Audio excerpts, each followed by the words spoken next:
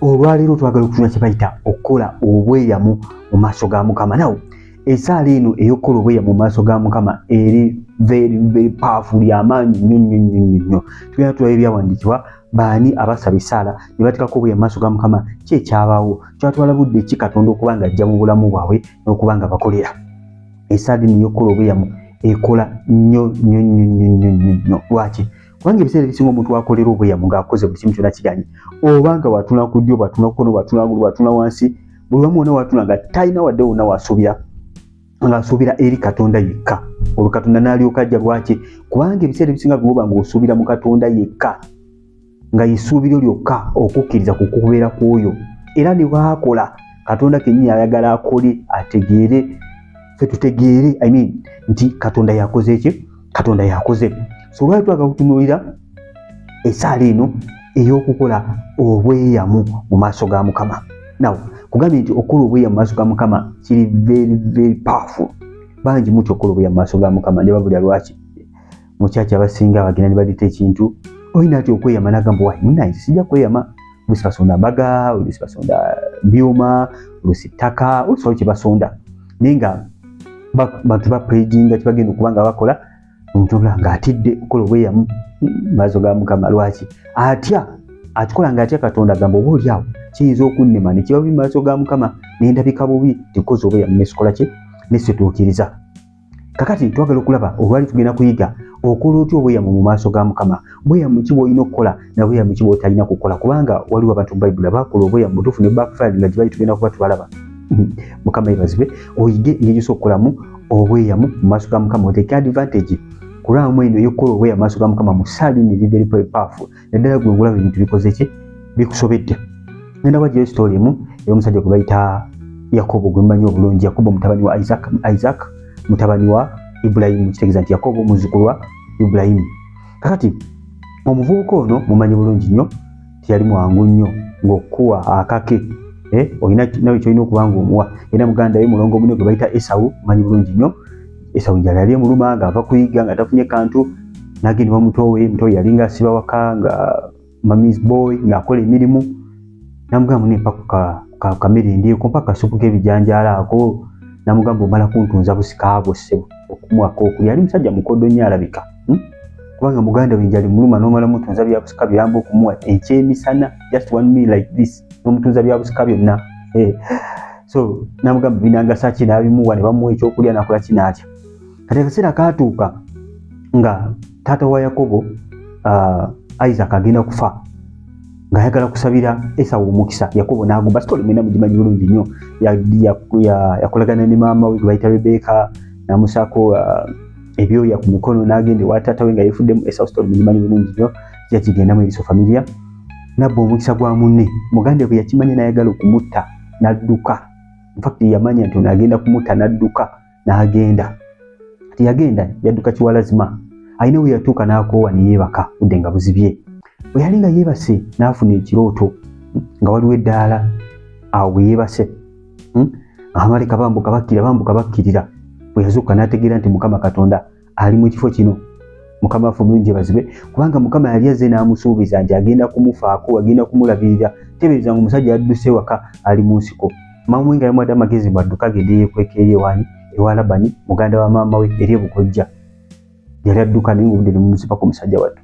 Mukama n'amulabikira mu kifo mwe yali yeebase. Yali alina ejjinja ly'ataddeko omutwe omusajja wattu. Mukama n'amukola ki?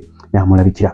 N'abaako by'amusuubiza. Katonda olw'ekisa kye n'abaako by'asuubiza omusajja ono gwe bayita Yakobo. Jjukira Mukama yali yakola endagaano nga n'omwana ono Yakobo akyali mu lubuto. Munaasomye buli eno story. Namanyi mugimanyi bulungi nnyo. Naye nekijagala okubalaga. Maama wa Rebeka yali Mukama yayogera naye n'amugamba nti ono omwana omuto agenda kubeera wamanyi nnyo singa oli omukulu. In fact n'amugamba nti nno oli omukulu ajja kuweereza ng'ono omuto. Okay? So Mukama n'ayogera ne Yakobo we yali yeebase. N'amuwa ebisuubizo, n'amusuubiza okumuprotectinga, n'amusuubiza okuba agenda kubeera naye yonna gy'alaga. Yakobo n'akola statement eno. Bw'ogenda mu kitabo kya Genesis 28 awo ojja tutandika ku nnyo Olwabiri. Story empanvu naye tugenda kupiikingira awo ng'akola obweyamu mu maaso ga Mukama. Yakobo n'akola obweyamu mu maaso ga Mukama ng'azuukuse mu kirooto. N'akola obweyamu mu maaso ga Mukama. Olunyiriri Olwabiri agamba bw'ati. Yakobo ne yeeyama obweyamu n'ayogera nti Katonda bw'onaaba nange awamu bw'onaabanga wamu nange era bw'onankuumira nga mu kkubo lino lye ŋŋendamu era bw'onampanga emmere ey'okulya n'engoye ez'okwambala olwabirimu n'okudda n'enzira eri ennyumba ya kitange n'emirembe, Mukama n'alyoka abeera Katonda wange. olwabirimu n'ejjinja lino lyensimbye okuba empagi liriba ennyumba ya Katonda era ku byonna by'onampanga sirirema kukuwa gwe kitundu eky'ekkumi. Yakobo yakola endagaano mu maaso ga Mukama era n'aginywererako n'agitambulirako n'akola nga bwe yasuubiza Katonda. Kati abamu mutya okubanga mukola kye tuyita obweyamu, kye tuyita vo kwe kweyama maaso ga Mukama. Noga Mukama nti bw'onankolera kino nange naakola bwe nti. Mutya olw'ensonga you don't trust yourselves. Oba mutya nti muyinza obutakikola kitegeeza you don't trust yourself. Okay? Okola obweyamu maaso ga Mukama kye kiruwa? Okola obweyamu maaso ga Mukama ekintu Mukama batanaba na kukikola. Noga Mukama bw'onampa omukisa, Mukama bw'onangulira emmotoka nja kutwalangako abantu. Kati obweyamu ng'obwo buba bweyamu bulungi mu maaso ga Mukama nga tolina ssuubi lya kugigula.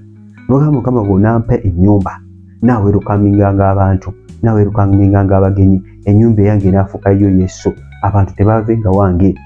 Mukama yeebazibwe. N'aliisizangamu abantu. Bwe bweyamu bulungi okubanga okola mu maaso ga Mukama. Wabanga waliwo obwetaavu bwonna mu kkanisa, noga Mukama Katonda bw'onampa ssente nange naakola kino. Yesu omulungi yeebazibwe nnyo. Bw'onampa ssente nange naakola ki? Nange naakola kino. Kitegeeza nti okoze obweyamu wakati wo ne Katonda wo. Kati bw'okola obweyamu wakati wo ne Katonda wo, manya nti Mukama Katonda agenda kubeera mwesigwa ajja atuukirize ekyo kye weeyamye mu maaso ge. Mukama bw'anajja n'atuukiriza ekyo kye weeyamye mu maaso ge, agenda kukutunuulira alabe ye bw'abeera mwesigwa, guli mwesigwa. Bayibuli egamba ne bwe tuba nga tetuli beesigwa, ye asigala mwesigwa. Ono omuvubuka yeeyama, Mukama n'atuukiriza, naye n'akola obweyamu bwe maaso ga Katonda. Wagenda mu kitabo kya Samwiri ekisooka essooko nnyo olw'obeera paka ku 28. Waliwo omukazi yali talina mwana, bamuyita Kaana, mumanyi bulungi nnyo. Omukazi yalina mujja we ng'azaalanga Kamiyo, ng'azaala abaana. Omukazi ono bbaawe yali amwagala nnyo. Omukazi n'agamba banne n'akola ntya? N'akomplayininga. Bbaawe n'agamba nze sikusingira abaana abangi. Ng'omusajja agala nnyo omukyalo n'amugamba, omukyalo n'agamba kimala nnyo okubeerako naki n'omwana. N'agenda mu maaso ga Mukama n'amukaabirira n'asaba essaala. Kubanga omutima gwe gwali deeply troubled, omukyalo gwe bayita Kaana. Mu ssaala gye yasaba n'agamba Mukama bw'onampa omwana nange n'amukuwa, bw'onampa omwana n'amukuddiza. Ekitabo kya Samwiri kye njogerako nti kati nno Samwiri azaalibwa omukazi gwe bayita Kaana, naye ng'oyo omwana waaki? Wa bweyamu. Okay? Mwana waaki? Wa bweyamu. Maama we Kaana yeeyama bweyamu maaso ga Mukama. Yali bweza Benihini n'agamba nti maama we yali azaala baana bawala bokka, ng'ate kiringa ekiswalo okubanga omuntu ozaala bawala bokka eri ewaabwe. N'agamba Mukama bw'onampa omwana n'amukuwa. Benihini mwana wa kisuubizo n'azaalibwa nga Mukama Katonda bw'amukozesa.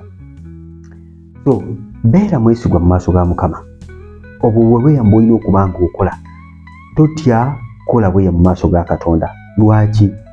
Kubanga bwe weeyama nti Mukama bw'onankolera kino nange nakukolera kino, kitegeeza you're going to prove to yourself osobola okubeera omwesigwa mu maaso ga Mukama. Ne bw'oba nga togenda kubeera mwesigwa, Mukama aba akimanyi togenda kubeera mwesigwa, kubanga Mukama amanyi buli kimu. Bw'okutuukiriza ky'obeeyamye mu maaso ga Katonda kiyamba gwe akikoze to prove to yourself that oli muntu mwesigwa. Mukama waffe omulungi yeebazibwe. Eky'okweyama mu maaso ga Katonda kireeta nnyo Katonda okukola, kubanga ebiseera ebisinga bwe weeyamira nga mu butuufu omutima gwo gwonna ogunnyise mu Katonda. Jjukira okukkiriza kwaki? Okukkiriza kwa kwennyika mu Katonda ku bintu by'otalaba. Kola obweyamu mu maaso ga Mukama. Kati abamu mugenda kulaba vidiyo eno osagamba kati neeyama ekyoba niyamiki ebintu bigenda kukola. Okay, kano si kino tekigenda kusubstitutinga sala z'osaba buli kanaku, tekigenda kujja kusala z'osaba buli lunaku. Okay, kino kirina we kikolera, si buli kasi ogenda kati namaze okusabira kino kati kino ngenda kiyamira kino kiyamire kino si ebintu ebikola mukwano gwange. Naye ng'oba olina embeera gy'okooye ng'okoze byonna bigwanye, osabye, osiibye, osize, Mukama yeebazibwe nnyo. Olwo mukwano gwange mbwenda badde njogerako naye ne Mukama munne amanyi ky'oba kati embeera ng'eno weeyame maaso ga Katonda. Kakati ayinza okuba alaba vidiyo eno baneeto nyiigira zekozesa nnyo examples okunyonnyola abantu bategeere. Okay, ne Mukama munne wandibadde weeyama mu maaso ga Mukama naga embeera eno manyi kyenkoze nga ngisigidde ngisiibidde nasigamu university nesiga wano nti nekola bwe nagamba okay, kati bweyamu kyo kyotegeeza obweyamu. Okay, nga nkoze obweyamu mu maaso ga Mukama nimbutuukiriza, obwo si bweyamu. Obweyamu bwenjogerako nga Mukama bw'onaakola kino nange naakola kino. Mukama waffe omulungi baze, Mukama bw'onaankolera kino ngamba ku bintu ebiganye. Abantu abeeyama mu Bayibuli ebintu byalinga biganye, ng'akoze byonna byasuubira, essaala azisabye, asiibye, asize, byonna abimazeeyo n'alyoka yeeyama maaso ga Mukama. Mukama waffe omulungi baze, waliwo ekintu ky'osobola okutuukamu n'ogamba kino, n'ogamba Mukama bw'onaakikola nange naakola kino. Kati Mukama bw'aba takikoze toba na musango mu maaso ge yadde n'akatono n'akamu kubanga teyakikoze.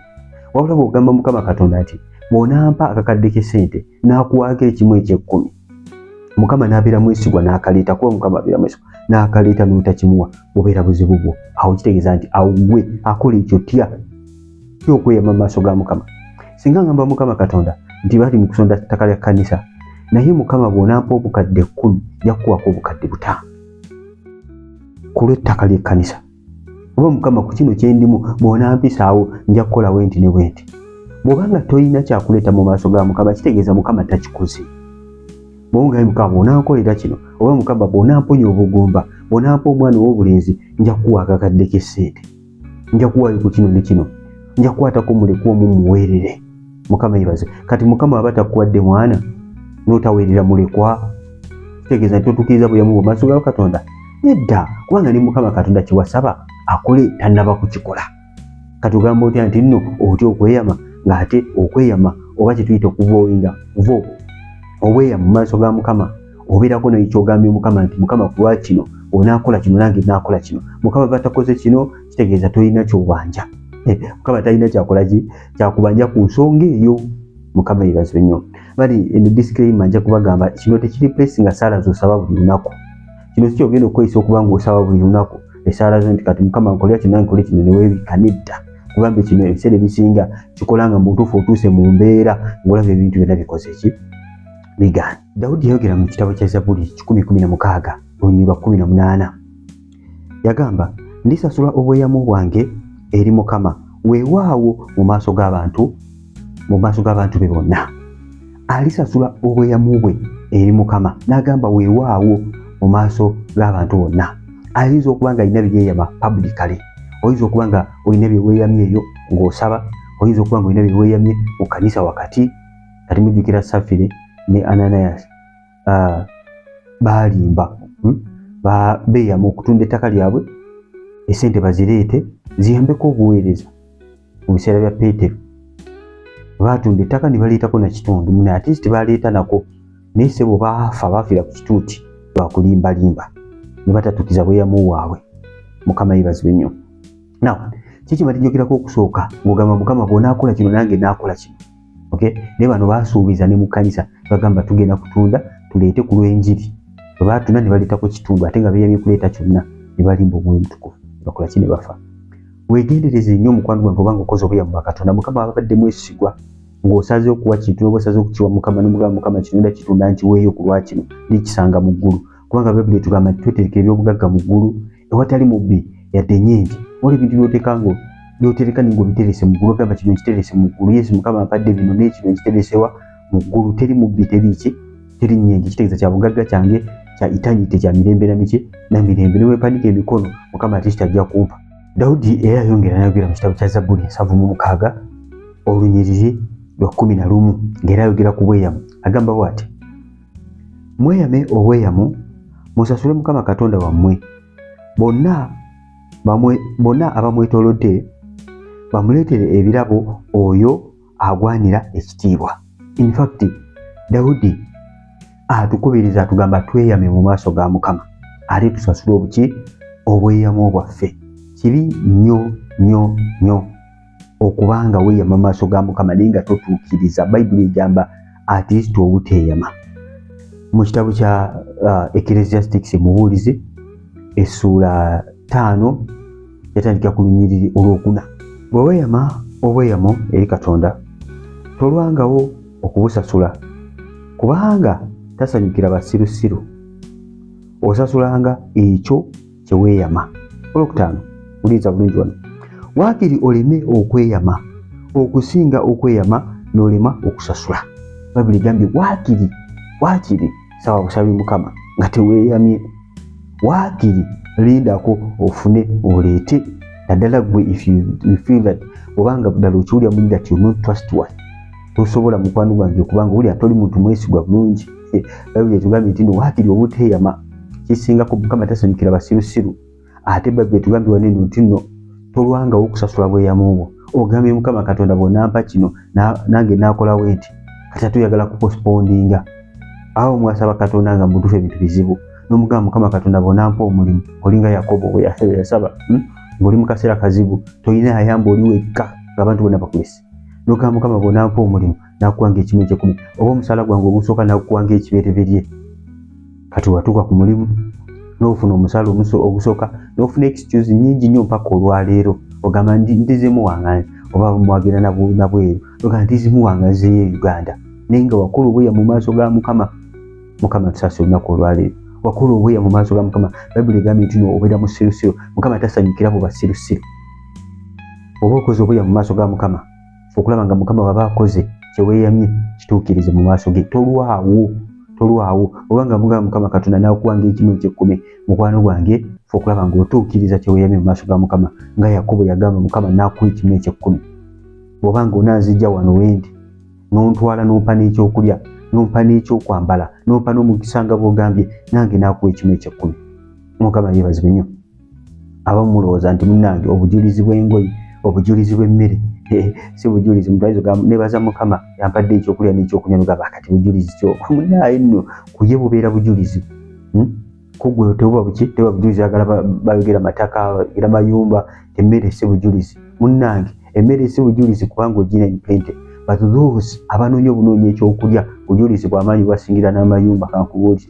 So bw'obanga weeyamye mu maaso ga Mukama tudde ku kyatulese okulaba ng'otuukiriza. Bayibuli egambye afazaali at least obuteeyama kubanga bw'otatuukiriza kubeera musango mu maaso ga Mukama kubanga Mukama gw'omugambye Mukama bw'onampa kino nange naakola bwenti. Mukama n'abeera mwesigwa. Mugambye esaala ey'obweyamo Mukama Katonda ezimu ku saala zasinga n'okuddamu amangu nnyo ddala. Kaana bwe yasaba essaala Mukama Katonda yakola naye nga yamala ebbanga ddene ng'asaba naye nga Mukama takola. Naye bwe yeeyama mu maaso ga Mukama Katonda n'akola naye n'atuukiriza ekyo Mukama Katonda kyakoze ki? Kyeyamye mu maaso ga Mukama. Badde ekyokulabirako ekya Safire ne Ananias baasuubiza Mukama nga basuubiza okuwa ku lw'enjiri naye ne bateesa ne batuuza meeting amaze okutunda ettaka lyabwe omukazi n'omwami ne bataleeta kye basuubiza maaso ga Mukama. Bababuuza ettaka lyabadde lyammwe nga temunaba kweyama mu maaso ga Mukama lyabadde lyammwe lwaki mulimbalimba Omwoyo Mutukuvu? Mukama yeebazibwe. Byo bibyo bye weeyama. So lekera okumala geeyama mukwano gwange.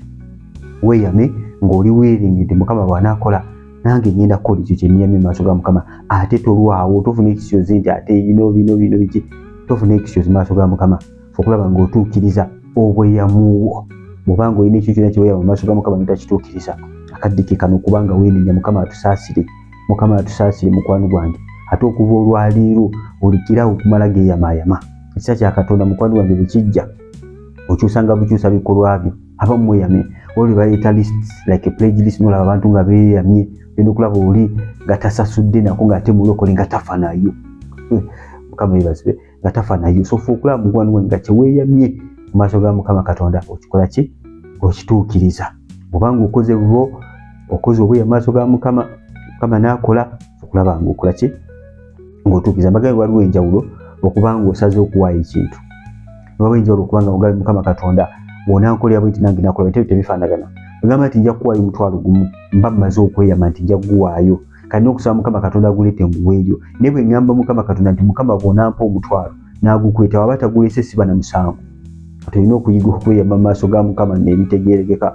Weeyama okikuba okizza wa Katonda bw'akuwa ng'oleeta. Mukama waffe omulungi yeebazibwe nnyo. Olina okubeera mwesigwa mu maaso ge ate ne weeyama ebintu by'osobola okukola. Lumu nali ndi Mutundwe ndaba omusajja ng'awa obujulizi. Omusajja ono yali alina kampani nga bakola entebe zino eza craft. Entebe za craft muzimanyi. Omusajja n'agamba nti yakola obweyamo mu maaso ga Mukama ng'akola propose mu maaso ga Katonda. N'amugamba Mukama Katonda bw'onankolera kampani eno bw'onaaginkolera mu kifo kya 10% mu kifo ky'ekimu eky'ekkumi nja kukuwanga kimu kya mmeka kyabiri. Mukama yeebazibwe. Omusajja yali aleese ku bintu ebimu byakola nga byeso bitona mu maaso ga Katonda ng'awa obujulizi nti Mukama Katonda amukoze bulungi era nga maintainize obweyamo bwe mu maaso ga Katonda. Mukama yamukolera kampani era ku magoba g'akola asasula mu kifo ky'ekimu eky'ekkumi asasula kimu kyabiri. So adabulinga by 2. Era Mukama Katonda abadde mwesigwa. Aye Mukama n'akozesa bizinesi eyo okubanga afinansinga obwakabaka bwa Katonda naye n'amukola bulungi. Osobola obweyamo bw'olina okubukola mu maaso ga Mukama. Bw'okola obweyamo omukwano gwange no matter what happens. Bw'okoze obweyamo mu maaso ga Mukama, Mukama bw'onampa kino tokyusanga mukwano gwange no matter what happens. Waliwo omusajja nawe kati ogenda kulaba obweyamo obubi. Waliwo omusajja yakola obweyamo mu Bayibuli omwo. Yalina olutalo lwagenda okuba ng'alwana. Bamuyita Yefusa mu kitabo ky'Abalamuzi essula 14 paka ku 40. Yakola obweyamo mu maaso ga Mukama ng'agenda kulwana olutalo. N'agamba Mukama bw'onaangabula abaana ba Amoni bano. Abaana ba Amoni bw'onaabangabula mu mukono gwange ekinaafuluma mu nzigi zange, ategeeza mu nnyumba ye, ekinaasooka okufuluma mu nzigi zange ngenda kiwaayo ng'ekiwaayo kyaki ekyokebwa. Mukama munne teyali mubi ng'amugabula Abamoni nga bagenda ku lutalo nga babadde feetenga bubi nnyo nga bwe yali yeeyamye mu maaso ga Mukama. Kati avaayo asanyuka, ava ku lutalo atuuka ewaka. Amanyi yasooka okufuluma muwala we yasooka okufuluma ng'atema amazina. Bayibuli egamba omuwala azina ng'asanyuse okulaba ddadi we ng'akoze eki ng'akomyewo. Taata olwamulaba naggwaamu amaanyi n'agamba muwala wange banange okoze eki. Kyokka ye muwala yekka gwe yali alina bw'ati, yali talina baana balenzi yadde, yali alina omuwala omu bw'ati mu bulamu bwe. Naye buli obweyamo bwe yakola yagamba ekinaasooka okufuluma mu nnyumba yange n'akiweeyo ng'ekyokebwa. Oba yalowooza kabwake kanaasooka okufuluma, balowooza kakapa oba ndogoyi. Sebe balina n'endogoyi. Ndowooza kisolo kye kijja okusooka okufuluma mu nnyumba ye. Ne munnange muwala we gw'ayagala ennyo omu bw'ati gw'alina yasooka okufuluma. Omusajja n'agamba nange nkoze eki, n'ayogera n'agamba nakola obweyamo bwe buti ne bwe buti mu maaso ga Mukama. Muwala we n'akiwulira. Muwala we olwakiwulira n'agamba taata we Yefusa, ne munnange olina okutuukiriza obweyamo bwe mu maaso ga Mukama, naye sooka ompeeyo ennaku ngende mala okungubagira. Obutamanya musajja mukazi muwala yalina mulungi nga teyeegonesa nga n'ambeerera munnange nga n'ambeerera. Naye ennaku zimuweebwa. Kaakati munnaye nga Yefusa bwe yeeyama mu maaso ga Mukama era munnaye lwatyo n'akikola ki n'akituukiriza. Mukama afumira omuwala yeewaayo yakkiriza ne yeewaayo. So kati ddala obweyamo bwe butyo gwe tobukola. Kola obweyamo butuufu bw'olabira ddala yamanya nti ekinaasooka okufuluma yandibadde mukazi we, yandibadde omwana we, yandibadde ki. Naye ndowooza Mukama ajja fulumya ndigaawo. Mukama ajja fulumya endiga. Maama Mukama kiri kyennyini ky'asinga okwagala nga Mukama bwe yakema Ibulayimu mu nti mpa omwana we. Ky'asinga okwagala Mukama Katonda kyafulumya. Mukama yeebazibwe nnyo. So oba okola obweyamo bukole n'amagezi ng'okakasa ddala nti buli ky'ogenda okuba nga weeyama ogenda kukikola mu maaso ga Katonda no matter the price. Omusajja ono yandibadde yekkiranya n'agamba nedda ono si Mukama. Ono si Mukama akoze kino. Mukama tayinza kufulumya muwala wange omu yekka bw'ati gwe nnina. Mukama alina kufulumya kisolo naye bwe kitebe kiri mukwano gwange. So obanga okoze obweyamo mu maaso ga Katonda okulaba ng'obukola ki obutuukiriza. Ab'emikwano mbagambye nti obukola obweyamo mu maaso ga Mukama kintu ky'amaanyi nnyo naye si ky'ogenda okukozesa buli kaseera ng'osaba. Tekigenda kukola. Tekigenda kukola ki kukola. Saba nga bw'olina okusaba abantu bayigiriza okusaba ku channel. Saba nga bw'olina okusaba mukwano gwange ogenda kulaba obuwanguzi mu bulamu bwo. Naye embeera bwe kusukkako ng'olaba ekintu ebitambula, okoze kino okoze kiri bigaanye, osabye osibye osize, kati kolako ku bweyamu. Gendako ne ku ddala kubanga so many levels of prayer. Gendako ne ku ddala ekisiti y'okukola obweyamu maaso ga Mukama ate ng'obutegeeza n'omutima gwo gwonna olabe Katonda bw'agenda okubanga akola mu bulamu bwo. Yes, mbagambye eno si substitute ya prayer mu kaseera nti Mukama emmotoka nja kukola nga bwinti, ennyumba nja kukola nga bwinti, lwaki nongera kukola nga bwinti, lwaki nongera kukola nga bwinti. Si bwe kiri mukwano gwange. So kyekyava emikwano yakomaawo olunaku olwaliro ku nsonga eno y'obweyamu nejja kubategeeza nti obweyamu kiri very very powerful nnyo okola vo maaso ga Mukama n'olayira mu ga Mukama Katonda naakola kino nange naakola bwinti ne bwinti. Kigenda nakuyamba nnyo okuzimba enkolagana yo ne Katonda n'okukunywereza ennyo ku Mukama. Mukama yeebazibwe kubanga Mukama bw'akikola ogenda kwongera oteeka okukkiriza ku Katonda kugenda kubanga kunywerezebwa nga Mukama kye wamusaba akikoze. So kola obweyamu kintu kikulu nnyo eri ggwe asabidde embeera ng'olinga Kaana, eri ggwe anyoomebwa, eri ggwe bwe baduulira mukwano gwange essaala gikozese ate genda kukolera mu linnya lya Mukama waffe Yesu. Emikono abandabiri bakita Chosen Generation Brother Steven tuli balokole akwino cyane tuddamu ebirooto n'okwiga ku topics endala ennungi kati nga bw'olaba eno ezigenda okuyamba okwongerayo ng'omwana wa Katonda. Koze ku topics eziwererako ddala eziyigiriza wano era bangi. Tuli mu comment section kiki kye wali weeyamye maaso ga Mukama Katonda n'akikola nga weeyama kuba twagala obujulizi. Buli kye njogerako kati njagala obujulizi. Nakola ka video akoogera ng'ejjo so owuliramu eddoboozi lya Katonda ne mupa obujulizi. Katonda yogera namwe mu ddoboozi nasaba amaloboozi ne mwogera ne mugamba nti Mukama yogera naye mu ddoboozi n'ebyawabula. Kati njagala omuntu nga wakola obweyamu maaso ga Katonda Mukama Katonda n'ajja n'akola. Tutere mu comment section tugenda kuba nga tugirayo kyaba kituyamba okuba nga kizimba okukkiriza kwaffe. Abantu bategere nti ebintu bye twogerako bikola, tebisoma busomi mu Bayibuli n'ebikola ki bikola kubanga abantu abamu tebakkiriza nti ebintu bino gye biri. Abamu tebakkiriza nti Katonda akola ki, Katonda gyali. Bayibawe mu comment section mulimu enamba. Yes, obanga oyagala otwegattako genda mu comment section ojja kulaba comment esooka eva obeerawo enamba yange y'essimu sembyawo 47 weerezako message kyaba kujoininga ku WhatsApp egira WhatsApp group otandika okuweereza wamu naffe ojja kuba nga oyigirayo bingi nnyo ddala. Okay, ngira WhatsApp group ojja kuba nga olaba tukola ate nawe ojja kufuna omukisa okuba nga oweereza wamu naffe comment section. Bw'obanga oli mupya mukwano gwange subscribinga kona kade selectinga all bona kikola ekyo ojja batomisinga video zaffe ziteeke almost lunaku. Ndaba abantu bangi bane muli kuno mulaba buli kanaku ne subscribinganga. Obanga oze wano muli ku channel eno mu channel ya Katonda Katonda tuyambako promotinga content gwe tukola kubanga nawe ukimanyi mulungi. So kyogenda okubanga okola kona kalike yako tekakukola bubi ne ffe katukola bulungi. Okona kalike yako YouTube egenda kubanga etambuza video eno kyogenda kwiraga nti obaka buno bulungi. Wewe obanga okanya nti obaka buno bulungi kona kalike yako kyokubanga otambuza obaka buno. Nakoze ka video akayigiriza ku biki by'olina okubanga okola nga tonnaba kubanga osaba. Okay, anyway, bw'obanga ozuukuse okusaba biki by'olina okubanga okola by'olina okubanga okola olyoke oyingire mu ssaala ebintu ebyetaaga okubanga obitegeera. Mukama waffe omulungi yeebazibwe. Katukona wano waggulu ka video kagenda wakapulayinga bw'otakakona ko tekagenda pulayinga kakoni ku waggulu wamejja kubanga okalaba biki by'olina okubanga okola kubanga osaba ng'ozuukuse. Ekyaba emikwano ka video kagenda kukuyamba nnyo era kashyali. Mukwano mbeere bulungi mweraba.